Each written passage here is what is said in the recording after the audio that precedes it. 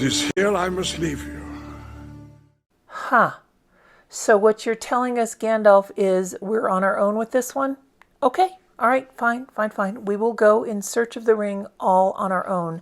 But first, let's paint the Shire. I found this great image on Unsplash. Actually, one of our subscribers to Art on the Creek called my attention to it. Thank you so much, Anita.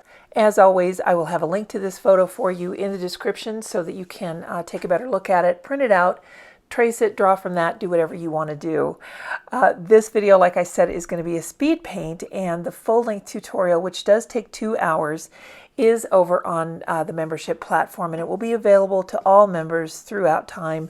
The paper that I'm using for this one is Kilimanjaro. It's a 300-pound, 640 GSM cold press paper, and I really wanted to use the thicker paper on this and the larger paper because there's an awful lot of detail in something like this. So I didn't want to do it in a small format, and I wanted to be able to put a lot of layers on the shrubbery and through the bokeh effect that we do at the end. You'll see that. So I wanted to make sure and have a paper that was going to hold up to that. So that's the first recommendation I have for you if you're going to tackle something like this. Make it a bigger size and use a really good quality paper. This one is 100% cotton. Don't remember if I mentioned that or not. When you're working on something like this, there's so much detail, and you want to go in subtly at first and then come out with the detail toward the end. So I used several different brushes to accomplish that. I used a 1.5-inch Mottler brush, a number 8 round, a number 4 tapered round, and also a 3/4-inch stroke brush, and a natural sponge and a circle form, and that is coming at the end. I did a lot of dry brush technique to get the texture in the stone steps or the wooden steps, whatever you want to interpret those as. I certainly changed this up from the picture a little bit because I kept some of the detail in there, but when you look at it really closely, there is a tremendous amount of detail in here with the wood grain. And in fact, in the photo, this particular Hobbit home in the Shire is a brick home. So I decided to make it more of a log cabin. And I eliminated the stone wall, the tree, little things like that. I just wanted the focus to really chiefly be on the door, which is so charming and blue. And I really like that little hat hanging to the left of it. I took out one of the windows. There's so much you can do to make things simpler. You really can paint anything at all. Don't think that if you look at a subject and it's too complicated that, oh my gosh, I could never be able to do that. You probably can. Like most things in life, in art, there's usually a way to do it. As long as you have the means and the patience, you can probably tackle just about anything. And really, everything is just practice. It's all just more practice. And this was the first time I've ever painted a Hobbit hole from the Shire.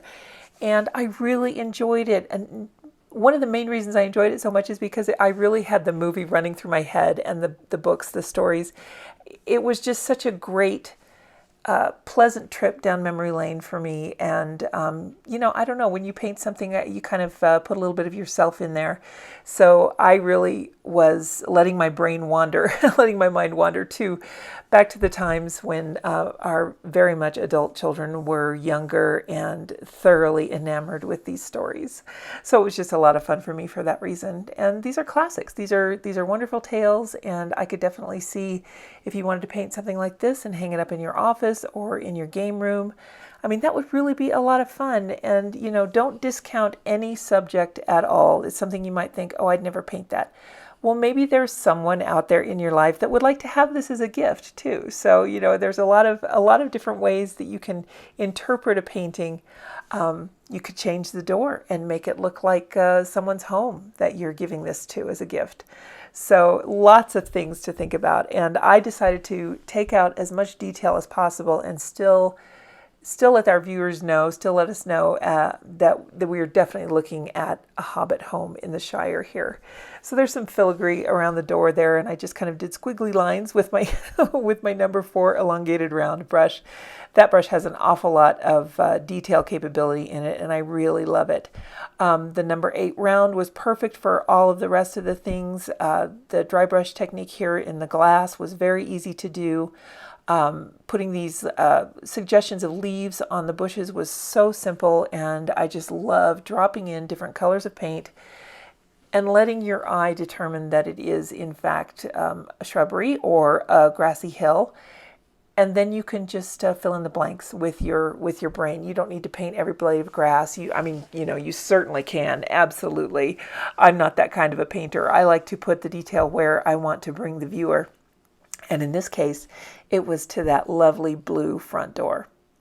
So we're going to learn on this one. We'll learn all of these detail techniques, a lot of dry brush. We'll learn how to shade, where the shadows go. And we're going to learn this particular technique that you're seeing right here, which is how to do a sunlit bokeh effect. Really useful, very fun, very easy to do, and it'll really open your capabilities as a painter to be able to have some really fun effects that really give your painting a very special look. Thank you so much, guys, for hanging out with me today. If this is something that appeals to you, then like I said, please go ahead and click that join button so you can learn all about the different membership platforms, and then choose the one that's right for you so that you can paint along with us in real time. I hope that everyone has a really good time today, and maybe you will find the one true ring at the end of your paintbrush. Take care, everybody. We'll see you next time. Bye now.